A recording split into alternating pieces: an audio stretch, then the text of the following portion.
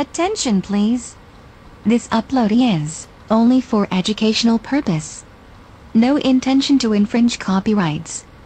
Learning English with subtitles. GPITRAL. GPITRAL. Definitely a must-see. Follow us.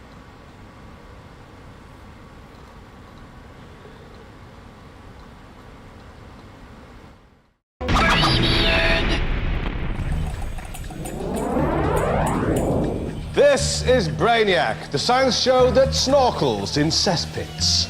Still to come, an exploding teddy bear, some shocking juggling, and footballers' wives running for their lives. But first, before the break, we asked you what would happen to a disposable camera in a big microwave. The answer is A. It melts whilst flashing its way to oblivion. As the microwaves mess with electrons in the metal bits of the camera, high voltages build up in the integrated xenon flash, making it go off sporadically. Meanwhile, the plastic casing starts to melt and the camera bravely flashes away until it perishes. We do these experiments so you don't have to. Do not try this at home.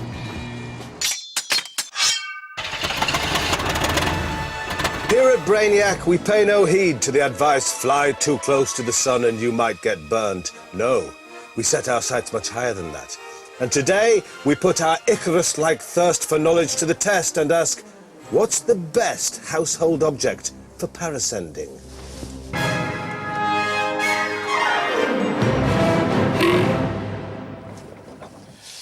To find the answer to this, I'm going to drag a collection of items from behind a flatbed lorry.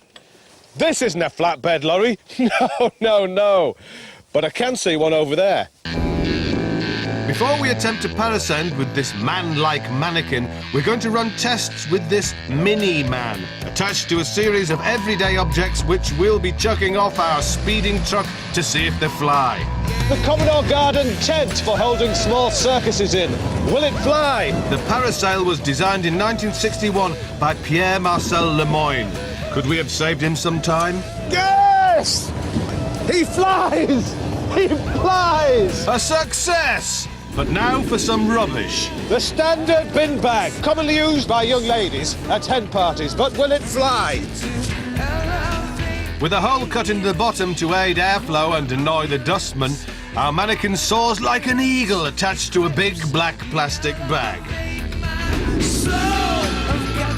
And it's success for the paddling pool as well. The holes once more improving airflow and helping this majestic bathing accessory to fly.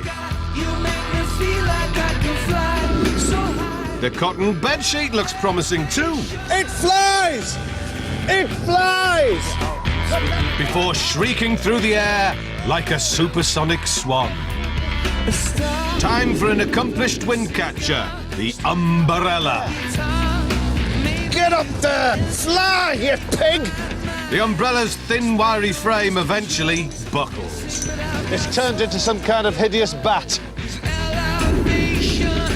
100 pairs of knickers gathered following a meatloaf concert, all thrown by the same woman.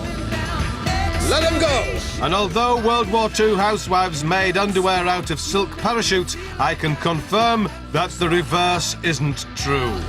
Rubbish, that. Nothing's really shown enough promise to be able to lift our full-size mannequin, but there's one last option we could try. Although none of them were particularly good on their own, en masse, they could harness the power of the wind and raise a mannequin aloft. Let her rip. We'll hurtle past this brave mannequin at 50 miles an hour, confident that our jumble of improvised parasails will launch him majestically into the air.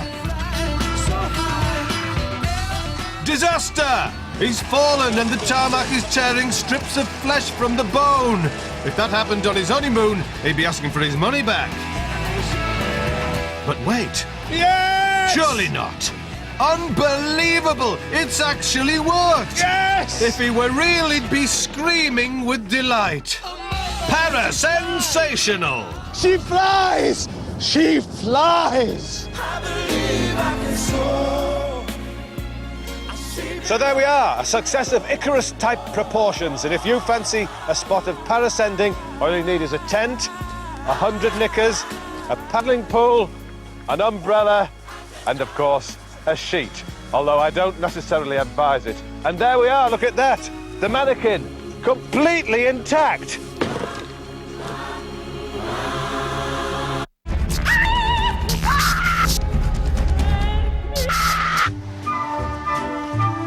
We've tricked a variety of acts into auditioning for a new talent show to find out if they can still perform while receiving electric shocks.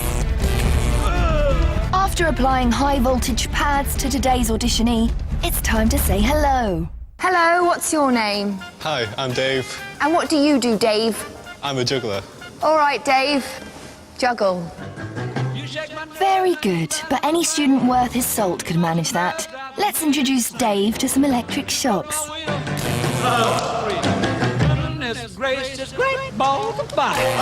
Well, it is fun watching Dave's balls drop, but they are a bit small and soft. Let's give him something bigger and harder to handle. Great balls of fire. Kisses, baby. He's still incapable of juggling, thanks to the involuntary muscular spasms caused by the high-voltage currents. Juggling, another act you can't perform while being shocked with electricity. Great balls of fire. Thank you, Dave. That was wild. Goodbye. Next time, pole dancing. Ow!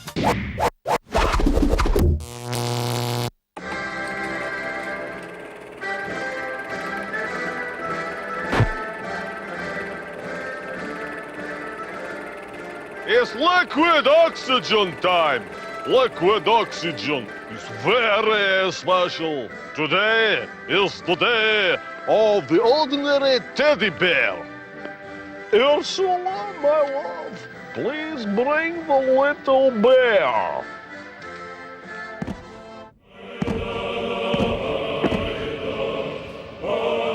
Oh, my Ursula, she is so lovely and has a sweet aroma about her, as she has recently been to coastal region to visit her dead uncle and has brought back the smell of the dead, as well as her uncle's teddy bear, which, according to tradition, too must perish by fire.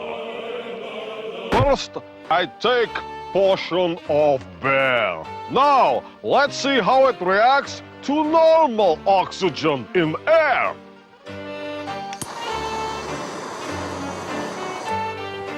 It smolders like damp biscuit. Now see how bear react to liquid oxygen.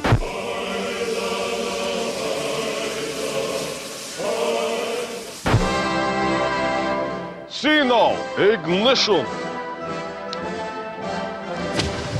Liquid oxygen make fluffy stuffing of teddy bear burn so quick it make fluffy explosion, which sounds like big poof.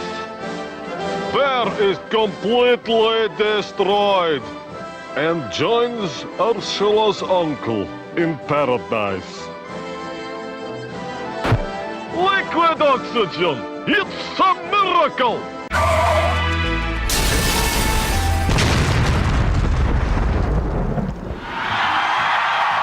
Ladies and gentlemen, welcome to Stars in Their Caravans with your hosts Dolly Boy and Dolly Girl. We've trapped a selection of desperate celebrities inside shabby caravans. Only a handful remain, hoping to earn their freedom when their name is selected and their caravan destroyed.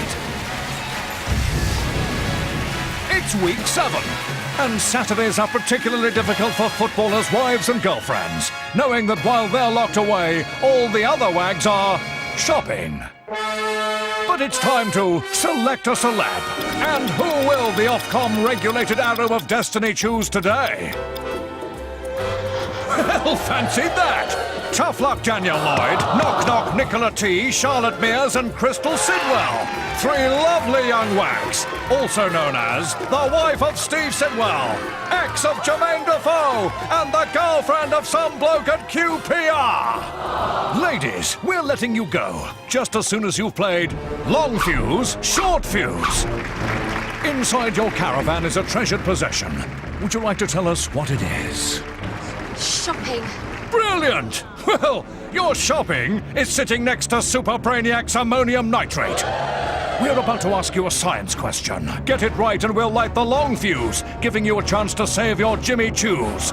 Get it wrong, and it's the short fuse, and bye-bye boutique buys. Okay, here's your science question. In general relativity theory, a black hole is a region of incredibly powerful gravitational field surrounded by a boundary in space-time known as an event horizon. But what can be seen in the region beyond an event horizon?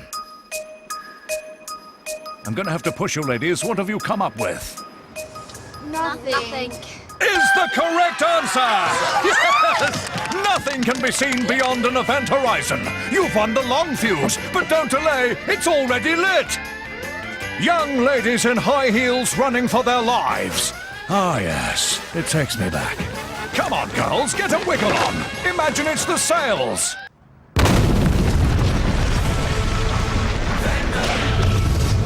Ammonium nitrate is a powerful oxidizing agent used to make matches, power rockets, and to blow stuff up. Essential when you need to mash up a caravan big style.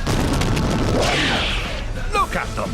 Our wags haven't looked this battered and bruised since the opening of Primark. But unlike our other celebrities, at least they're free to go. Thanks, Brainiac. Thank you for playing Stars in Their Caravans!